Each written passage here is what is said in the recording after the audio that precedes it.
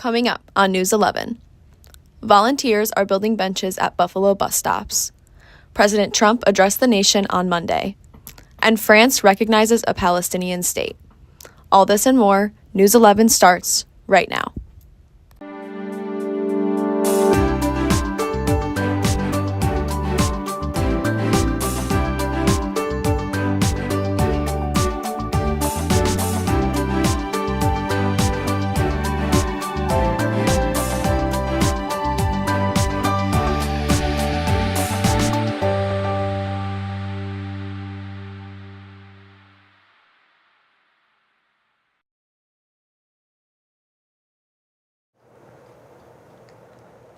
Good evening and welcome back to News 11. I'm Sam Falone. And I'm Connor Clary.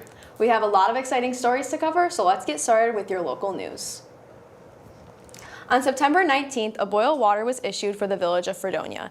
It was announced after 2 failed water tests with one containing E. coli. Residents were advised not to use the water for cooking, drinking, or brushing teeth. Tests were conducted over the weekend to monitor bacteria levels, and the order was lifted in the afternoon of Sunday the 21st. All campus water facilities have been restored and water can be used as normal. Fredonia Central School campus has seen positive changes this past month, especially with improvements to their playground. The district's latest project faced little oppression, and students could already enjoy the benefits to the new installations. Before the improvements, the playground itself was not an ADA compliant in terms of accessibility or equipment. But now, students can safely enjoy the newly redesigned space. The updates were part of the annual capital outlay project from New York State. And with Fredonia gaining an increase of students this year, it's safe to say that the new equipment will be appreciated. Dog lovers in Dunkirk have something special to look forward to on Sunday, October 5th. In memory of Pat McGee, the Lakeshore Humane Society will host its 21st annual Memorial Dog Walk at its adoption center in Dunkirk. The event honors the late senator's dedication to animal welfare. This event is more than just a walk. It's a celebration with agility games, dog costume contests, and even the opportunity to celebrate art with to create art with your dog. The event will take place rain or shine, so be sure that you and your 4-legged friend come prepared. Tickets can be purchased online or during the hours when the adoption center is open. All proceeds help support the Humane Society's mission to care for and protect local animals. Up in Buffalo this week, a woman is being charged for alleged assault. Last month, 23-year-old Janiyah Johnson pepper sprayed a woman at a Longhorn Steakhouse. While the target was an adult woman, there were many other people exposed to the spray, including a 3-month-old baby. The incident occurred around 9 p.m. after a fight broke out between 2 women in separate groups. As the women were arguing, Johnson allegedly walked up to the fight and pepper sprayed the woman arguing with her friend, allegedly without warning. Both the baby and the woman were sent to the hospital for evaluations. Meanwhile, Johnson is being charged with 3rd-degree assault, endangering the welfare of a child, and possession of noxious material. A major step has recently happened in improving the health of the Niagara River. The New York State Department of Environmental Conservation, also known as the DEC, led by Attorney General Letitia James, and the Buffalo Sewer Authority have reached an agreement to reduce the sewage overflow in the river and its tributaries. This deal follows a lawsuit accusing the Sewer Authority of repeated permit violations and missing cleanup deadlines. Right now, Buffalo's combined sewer system dumps an estimated 1.4 billion gallons of overflow sewage each year during heavy rain or snowmelt. Under the agreement, a quote, new 15-year plan will invest $1 billion in both gray infrastructure like pipes and plants and green projects like natural water systems. The authority will also pay a $20,000 penalty and fund a $100,000 project for playgrounds and water education, end quote. Officials say this plan is about accountability and restoring clean water to the Niagara River. The Buffalo residents can look forward to cleaner water and a healthier Niagara River thanks to the DEC.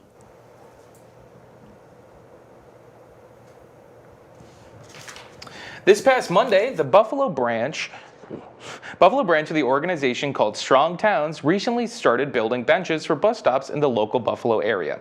This group of volunteers noticed that individuals needed more seating when waiting for the bus and decided to fix that very issue. The organization raised money and started building benches with assistance from the Tool Library in the Buffalo area. These benches can be found in places such as Delaware and North, Louisiana and South Park, Lafayette and Maine, and Kenmore and Windermere. This initiative is especially impactful to the older residents of these areas so that they can sit while waiting for their ride.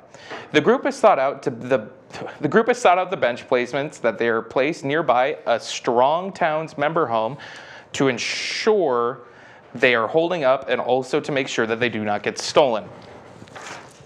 They plan to keep fundraising and to continue building benches for the city following NFTA values rather than an official partnership. A 3-alarm fire broke out in an apartment building on Delaware Avenue in Buffalo on Saturday, causing about $2.5 million in damage. The fire started in an apartment at the rear of the building before spreading along the sides and up to the roof.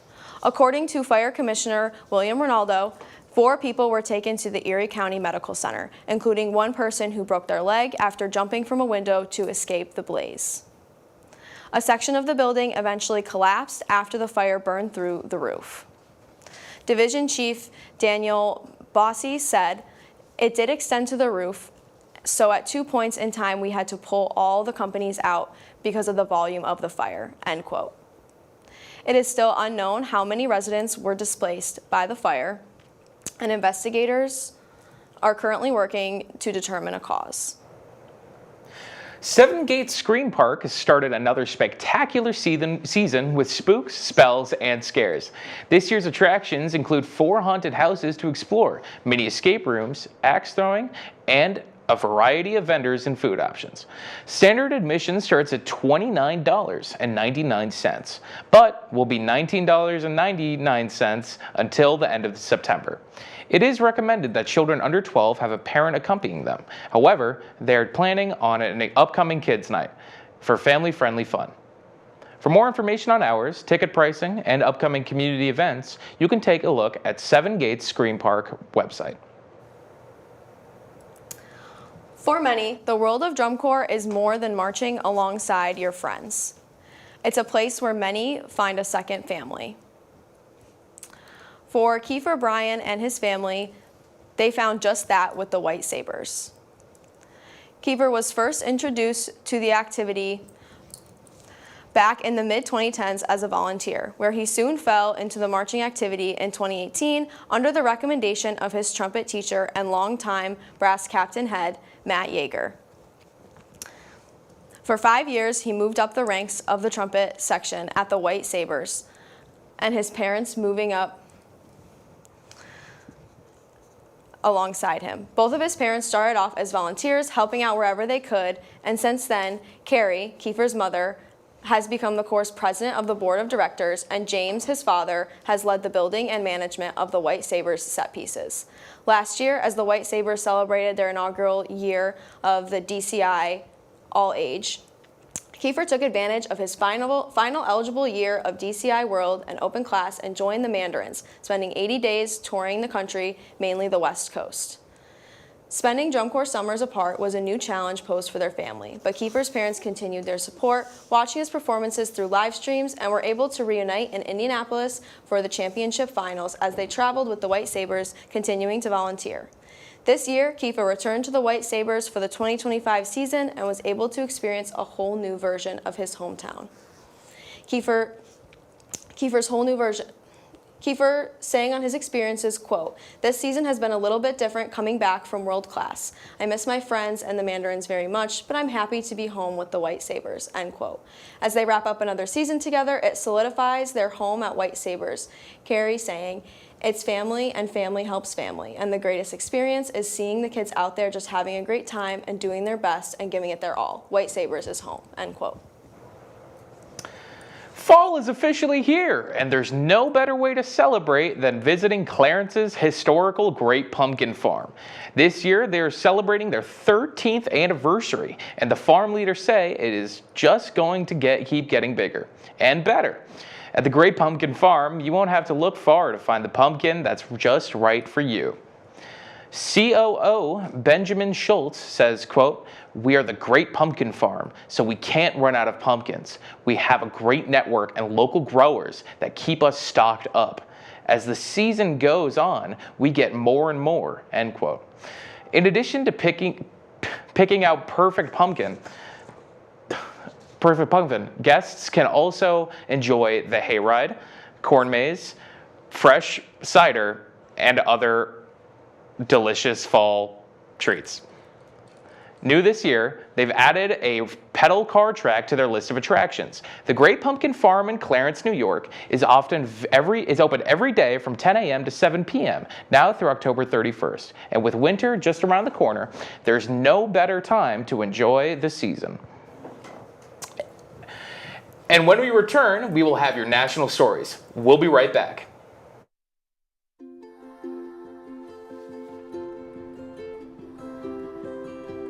To Sofia and Gabriel, mis flores, my little flowers. Even though these old knees can't follow on your adventure to the forest today, these flowers represent my love, so you can take me with you wherever you go, near or far. These stitches and threads join us together. Me, your mother, and both of you. And wherever you see a flower, a bird, a beautiful tree, know that my love is with you as you bring our colorful stories to the world. Make the forest part of your story at a park near you. Find one at discovertheforest.org. There was an old woman who lived in a shoe. She had so many children, she didn't know what to do.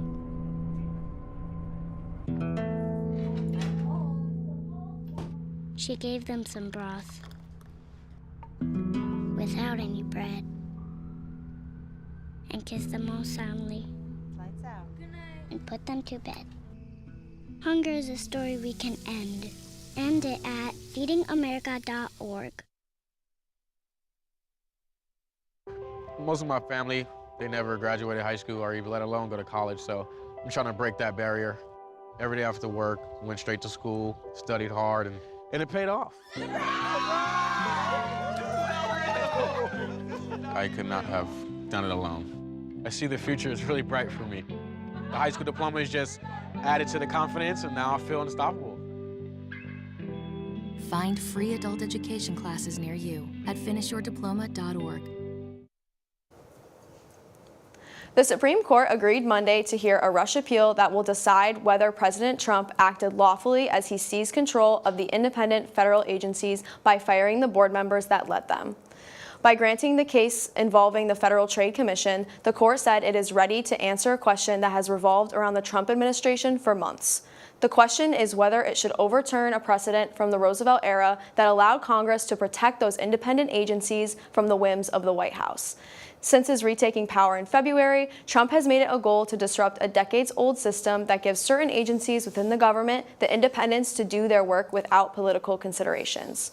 While the case is still being decided, the court said that Rebecca Kelly Slaughter, who has served on the Federal Trade Commission since 2018, could be temporarily removed. The court's three liberal justices, Sonia Sotomayor, Elena Kagan, and Ketanji Brown Jackson, disagreed. Justice Kagan argued that the court should not use its emergency powers to allow actors to go against the existing president. In a separate order, the court declined to hear similar cases, one involving Kathy Harris of the Merit Systems Protections Board and another with Gwen Wilcox of the National Labor Relations Board. Those moves focus on the dispute of the FTC, and the court will hear arguments beginning in December. President Trump announced this past Monday that the Food and Drug Administration will be advising against the use of Tylenol during pregnancy for increased risk of autism. This announcement comes with no clear evidence of a link between Tylenol use during a pregnancy and autism diagnosis. There are decades of research that shows that Tylenol is actually a safe pain reliever during pregnancy. Trump said that the use should be limited unless it is medically necessary, or if, quote, you can't tough it out, end quote. Not treating pain such as fevers can be very dangerous during pregnancy and lead to worsening complications. Acetaminophen, the active drug in Tylenol, is considered one of the only safe pain relief medicines in pregnancy, with medicines like Advil and ibuprofen causing increased complication risks. President Trump and the U.S. Health and Human Services Secretary, RFK Jr., also spoke about the use of vaccinations in childhood and autism. Despite extensive research proving there is no link between vaccines and autism, the FDA will be changing the label on Tylenol and alerting physicians despite, quote, a causal relationship has not been established, end quote. The Autism Science Foundation released a statement expressing their concern over the announcement. The president of the American College of Obstetricians and gynecologists said the announcement was irresponsible and simplifies a complex neurological challenge for many children and parents. He called the decision dangerous to the health of millions of people and unsettling that this was done without sufficient data. The FDA is also engaging in ongoing testing and research for an autism medication. They have just approved Leocovorin to be used as treatment for children with autism, with testing and research still being in preliminary stages. The increased diagnosis of autism over the past decade stemmed from the widened diagnostic criteria to account for the variety of ways autism can present. It can also be attributed to the increased emphasis on early screening so children can get the support and services they deserve as early as possible. Medical and autism experts have expressed the irresponsibility of the announcement and the difficult position it puts many medical professionals in. The lawyers of Luigi Mangione, accused of killing the United Healthcare CEO, Brian Thompson, are now asking a federal judge to block prosecutors from pursuing the death penalty. His lawyers argued that his arrest was turned into a, quote, Marvel movie, end quote, spectacle, causing the case to be marked with prejudice and making the public desire his execution. Mangione's lawyers have recently claimed another victory for him that ridded him of terrorism charges in his state of the murder case, and they are now fighting at the federal level to have his case dismissed. The fight for his federal case to be dismissed comes after the U.S. Attorney General Pam Bondi's declaration of his capital punishment. Bondi's statement, several other official actions, and statements from President Donald Trump would have affected his case, his lawyers having said in a court filing about their opinions that they would have, quote, violated Mr. Mangione's constitutional death penalty procedures and have fatally prejudiced this death penalty case, end quote. His defense team has argued that Bondi's statements, which included several Instagram posts and TV show appearances, that the decision of Mangione's life is, quote, based on politics, not merit, end quote, and her remarks on the matter have tainted the grand jury process.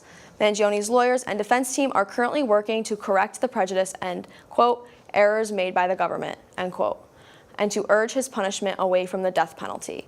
The federal prosecutors have until October 31st to respond to Mangione's court filing.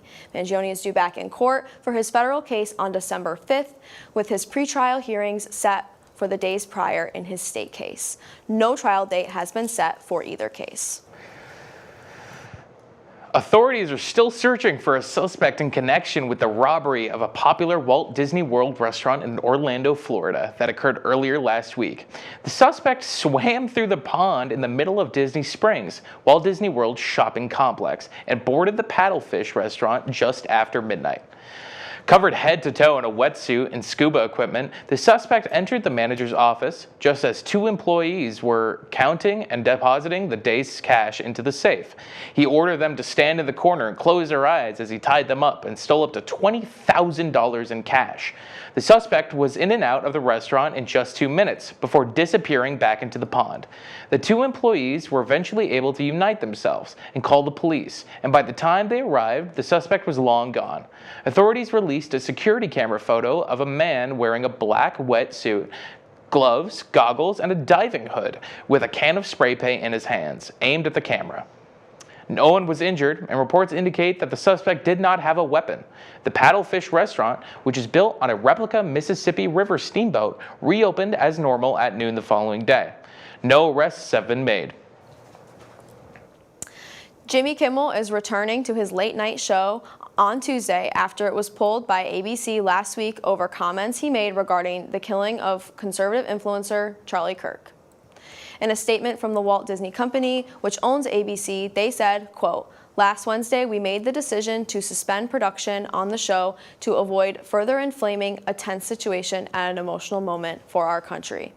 It is a decision we made because we felt some of the comments were ill-timed and thus insensitive.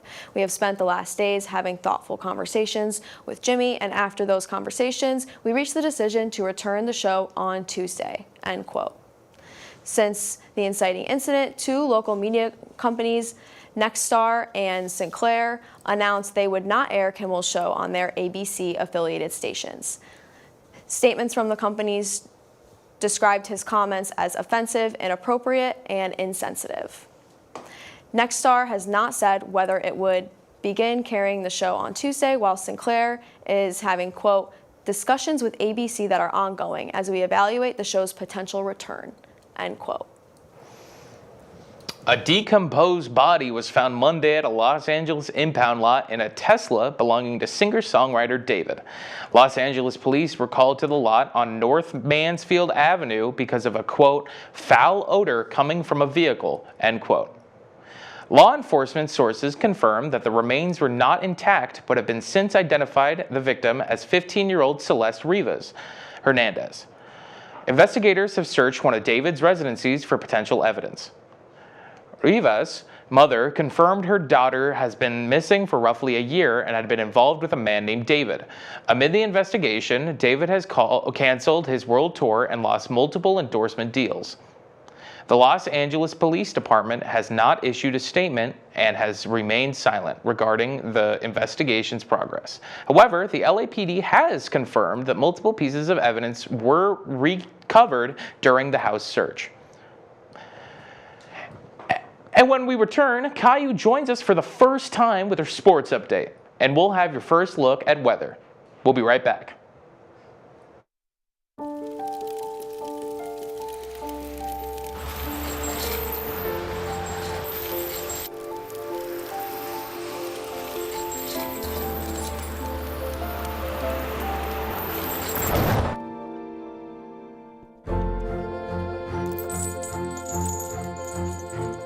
Did you know dragging chains can spark a wildfire?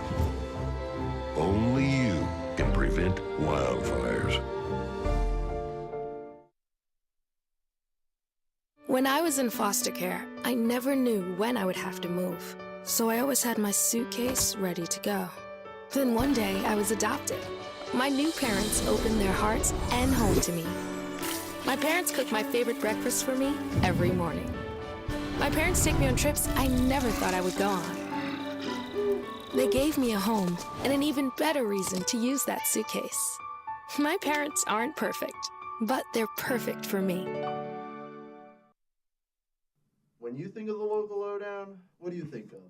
Well, when I think of the local lowdown, it's the live music that we have played in the studio. It's gotta be the laughs we shared, the memorable moments during the whole thing. Oh my God, so fun.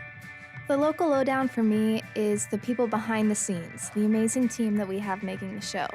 Oh, it's gotta be exploring all sorts of genres and music I've never heard before.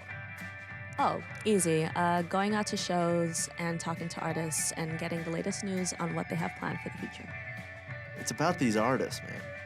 Giving them a platform to showcase what they've worked so hard on and show their music to the community. It's all about supporting the local scene of music to keep it running for years to come. And of course, the band merch. You can't forget about the merch.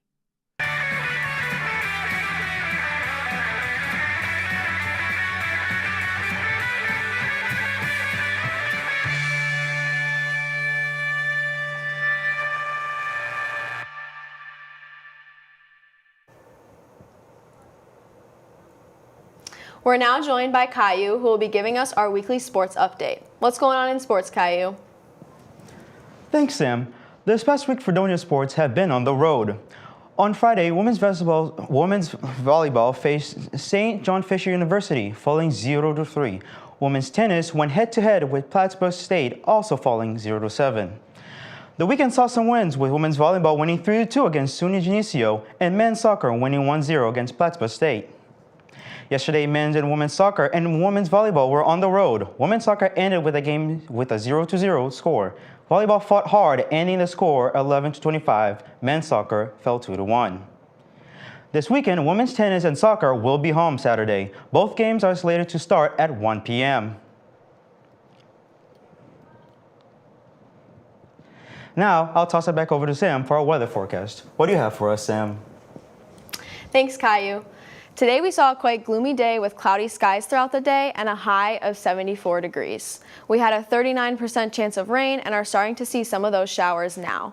As we head into the evening, we will continue to see those showers and the temperature will drop down to a low of 61 degrees. Tomorrow we will continue to see that gloomy weather as it cools down with a high of 70 degrees. We will have a 61% chance of rain showers and overcast skies later in the day. As we head into the night, it will drop down to a low of 59 degrees. And we will take a look at your weekend weather later on. And when we return, we will have your international headlines. We'll be right back. This one's for the real ballers and shot callers, the sisterhood of women in tech. They're discovering cures, building apps, and programming the blockchain. They're CEOs, worldwide hustlers who can make it rain. They're tearing down the old boys club and seeing big gains. Because when women in tech come together, you know they make that change.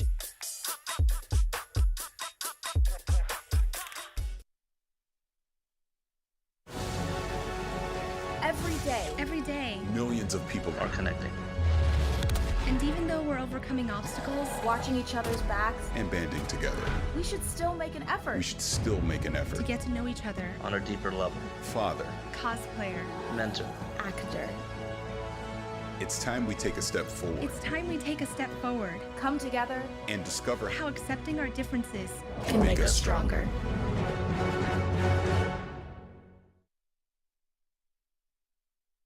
How prepared is your family if a hurricane shows up at your doorstep, or a flood, or a blizzard? You can't just turn away a natural disaster. That's why it's important to go to ready.gov/plan now. It has the tools and tips you need to make an emergency plan with your family. So if disaster comes knocking, Let's go. you'll be ready to help keep your family safe. It's just a pizza. Yes. Make a plan today.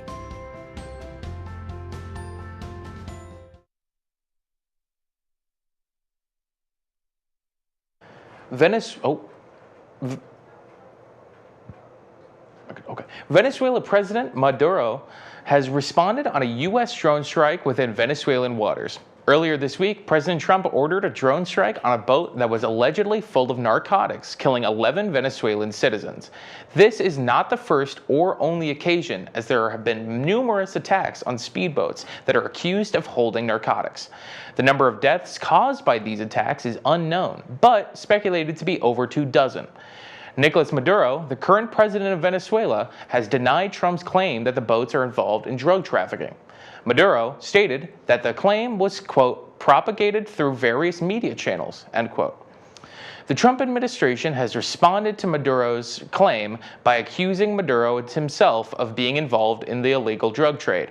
Tensions between the two countries are on the rise, while the flood of fentanyl-laced narcotics continue to pour into the United States. France and others within the United Nations declared their recognition of a Palestinian state in a UN meeting on Monday. These declarations further isolate Israel as they wage war on Gaza and continue to expand into the West Bank. Malta, Luxembourg, and Monaco joined in their support for the two-state solution. French President Emmanuel Macron expressed the importance of preserving the Palestinian state and the rights of Palestinian people, saying, quote, "It takes nothing away from the rights of the people of Israel," end quote. The UN Secretary General also denounced Israel's military action in Palestine and continually expressed Palestinians' right to state. The United Kingdom, Canada, Portugal, and Australia also declared recognition over the weekend, making it now over 145 member states recognizing a Palestinian state. The UN is hoping to make meaningful strides toward a two-state solution with the help of these member states. However, this proves to be difficult with the United States having veto power and not being in support. Israel's Prime Minister, Benjamin Netanyahu, has said he will fight the, quote, slanderous propaganda against the state of Israel. The United States is now the only member of the UN Secretary Council that has not recognized Palestine as a state. The U.S. is putting itself at odds with other UN member states through its very strong alliance with Israel. This past Sunday, Brazilians across 26 states and the federal district held protests against the possible pardon for former President Jair Bolsonaro and his allies. On September 11th, Bolsonaro was sentenced to 27 years and 3 months in prison after attempting to stay in power after losing the 2022 re-election bid. He's now the first former president convicted of trying to overturn an election in Latin America's largest economy. This past Tuesday, the lower house of Brazil passed a constitutional amendment that would make it harder to arrest or launch criminal proceedings against lawmakers. The following day, the lower house then voted to fast-track the bill, which was backed by right-wing opposition lawmakers, making it so that Bolsonaro and his closest allies and supports would be granted amnesty from their January 2023 uprising. As the bill now heads to the Senate, calls for demonstrations grew, and some of Brazil's most prominent artistes helped to organize and promote Sunday's demonstrations. And recent left-wing groups struggled to mobilize large crowds compared to the right, who had thousands of supporters rally in Bolsonaro's defense on his September 7th Supreme Court trial. The demonstration was backed by music legends Caetano Veloso, Chico Buarque, and Gilberto Gil, all of whom defined censorship during the military dictatorship of the 60s.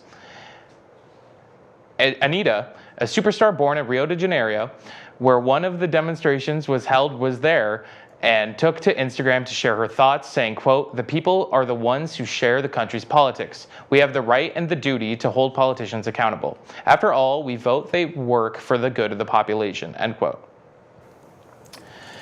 And after the break, a look at the new exhibit about drag culture, Tom Holland's concussion on set, and a new Taylor Swift movie set to hit theaters. We'll be right back.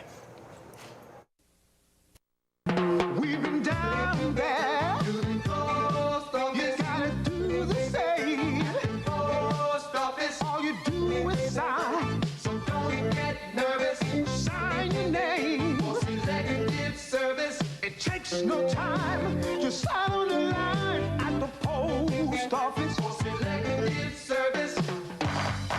Hey guys, if you're about to turn 18, you've got to register with Selective Service. It's simple. Just go down to the post office, fill out a card, and turn it in. That's all there is to it. There's no draft now. You're just adding your name to Selective Service's list in case there's a national emergency. So if you're 18 now, Selective Service, you gotta get down. Register with Selective Service. It's quick, it's easy, and it's the law. Takes no time, just sign on the line at the post office. Selective Service. A new artist by the name Rachel Rampelman is releasing the largest exhibit on drag culture and its history. Rampelman has been compiling over 200 drag artists and 370 shows. This project has been in progress for the last 7 years. The exhibit is called Life is Drag, and it showcases the importance of drag as a counterculture that challenges beauty norms. It not only shows drag artists, but organizers and activists within the community. Life is Drag also includes interviews with many important figures in the drag community, bringing more awareness to the audience. What inspired Rampelman to make this project was she noticed many drag artists and their work would disappear soon after they quit drag. In her own words, quote, "The opposite of erasure is documentation," end quote. There has been a little mishap on the set of the new Spider-Man film. Spider-Man brand, new day. Tom Holland, the Spider-Man actor since 2016, suffered, quote, a mild concussion this past Friday on the set for the new movie. Thankfully, it was reported that no one else on the set was hurt or affected by this unfortunate effect, and production is sure to continue. The fourth Spider-Man film, led by Holland and starring reoccurring actors Zendaya and Jacob Batalon, began production in August of this year and is highly anticipated among the Marvel fanbase. A source that is very close to the production said, quote, out of precaution, Holland will take a break from filming and is expected to return to work in a few days, end quote. Brand New Day is still expected to come out in theaters on July 31st, 2026. Taylor Swift is returning to the big screen. Swift announced Taylor Swift, the official release party of A Showgirl, will launch in theaters on October 3rd, coinciding with the release of her new album, The Life of a Showgirl. The movie theater event will include the premiere of the first music video of the album featuring track 12, The Fate of Ophelia, as well as behind-the-scenes footage of the music video, shoot, and lyric videos for other songs. Runtime is set for just under an hour and a half and only scheduling to run the weekend of October 3rd through 5th at AMC Theaters, Cinemark, and Regal. Swift first announced the new album during an appearance on her then-boyfriend Travis Kelce's podcast, New Heights. 13 days later, the couple announced their engagement. And now I'm going to toss it over to Connor for one more time tonight for a look at the weekend weather. How's it look, Connor? Thank you, Sam. Friday, we will see a calm fall day. We will have cloudy skies throughout the day and a high of 71 degrees.